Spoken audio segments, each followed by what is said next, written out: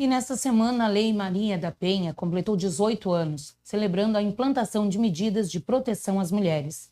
E um número muito triste é que aqui, em São José do Norte, há novos registros semanalmente de mulheres, jovens e idosas agredidas.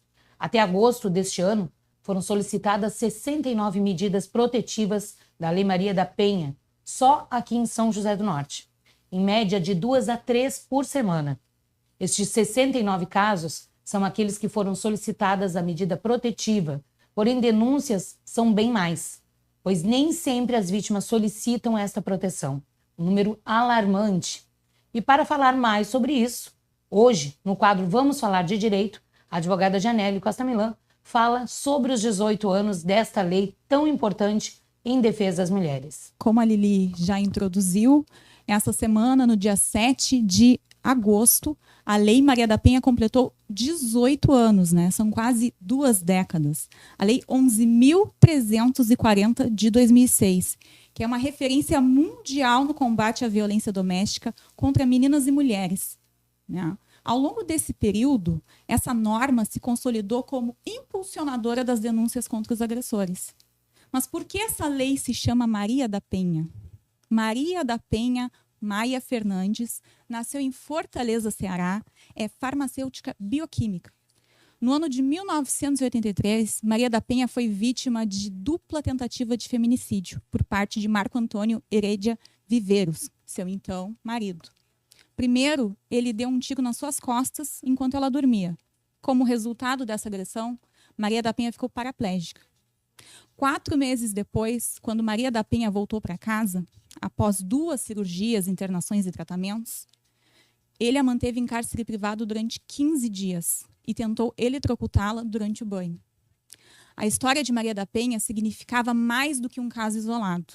Era exemplo do que acontecia no Brasil sistematicamente, sem que os agressores fossem punidos. E por muitos anos ela lutou por justiça, sem efetivamente ter a devida proteção e reparação. Diante da falta das medidas legais e ações efetivas, como o acesso à justiça, proteção e garantia dos direitos humanos das vítimas, em 2002 foi formado um consórcio de ONGs para a elaboração de uma lei de combate à violência doméstica e familiar contra a mulher. Após muitos debates com legislativo, executivo e sociedade, o projeto de lei 4.599 de 2004 da Câmara dos Deputados chegou ao Senado e foi aprovado por unanimidade em ambas as casas.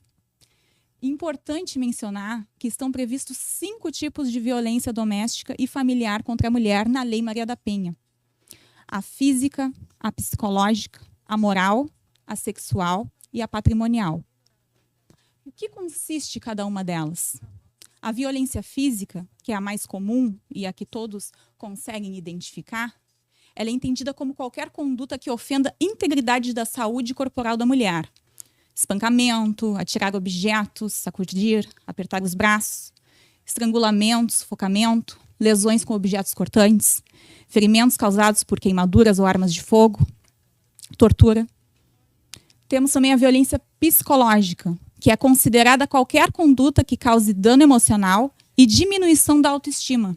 São ameaças, constrangimento, humilhação, manipulação, isolamento, que é proibir, né, essa mulher de estudar, de viajar, de falar com amigos e parentes, vigilância constante e perseguição contumaz, insultos, chantagem, exploração, limitação do direito de ir e vir, ridicularização, e tirar, inclusive, a liberdade de crença.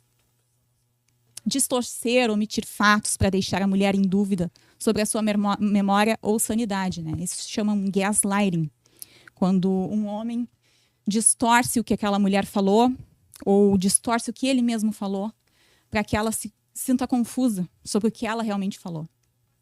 Nós temos a violência sexual, que trata-se de qualquer conduta que constranja a presenciar, a manter ou a participar de relação sexual não desejada, mediante intimidação, ameaça, coação ou uso de força.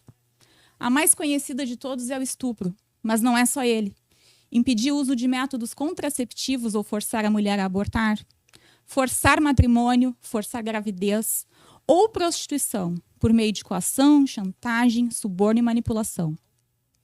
Daí temos a violência patrimonial, que consiste em controlar o dinheiro, o marido ou, né, enfim, o homem, companheiro, que deixa de pagar uma pensão alimentícia, que destrói documentos da vítima, furto, extorsão, dano, estelionato, privar de bens, valores ou recursos econômicos, causar danos propositais a objetos da mulher dos quais ela goste.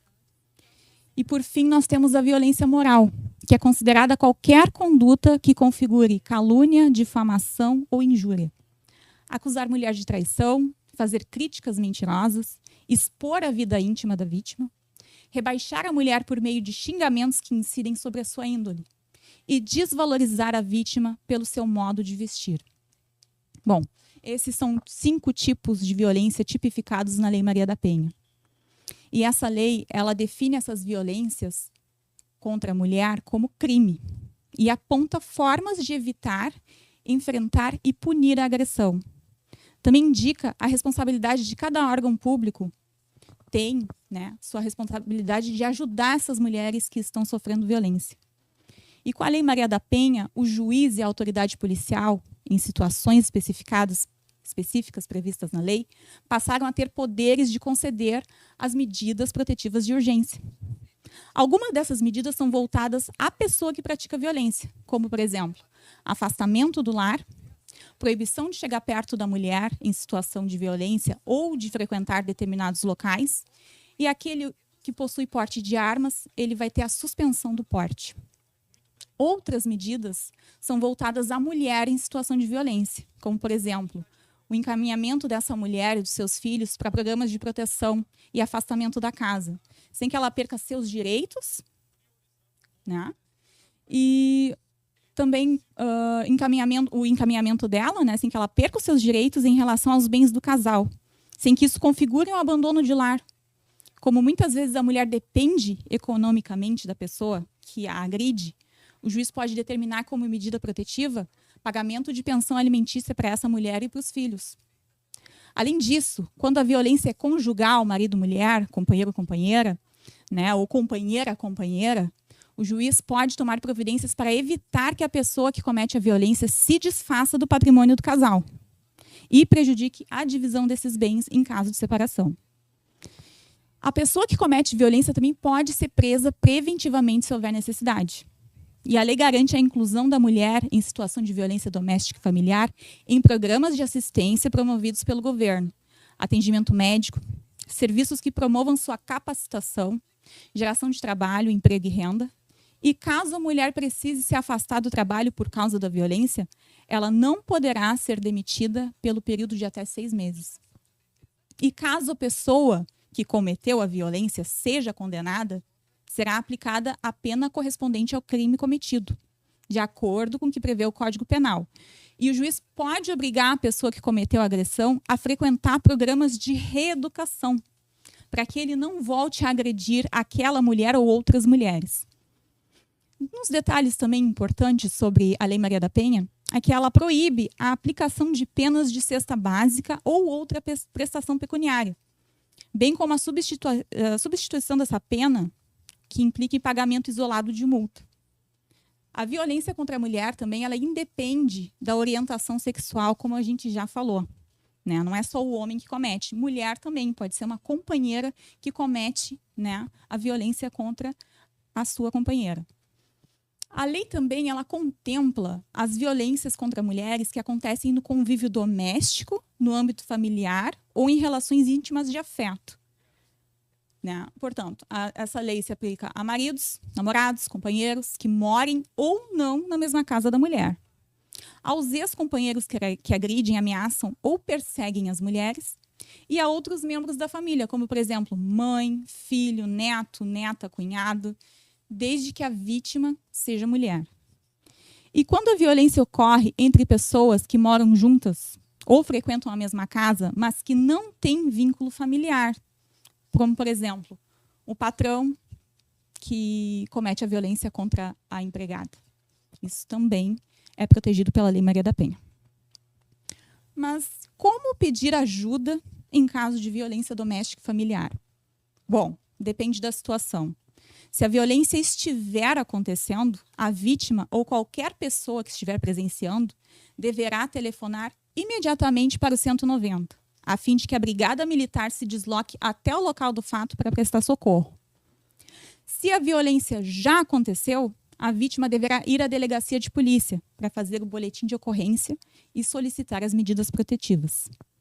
Também temos a delegaciaonline.rs.gov.br, que é uma plataforma digital criada pela Polícia Civil do Rio Grande do Sul, onde as vítimas podem relatar essas agressões sofridas sem ter que ir à delegacia.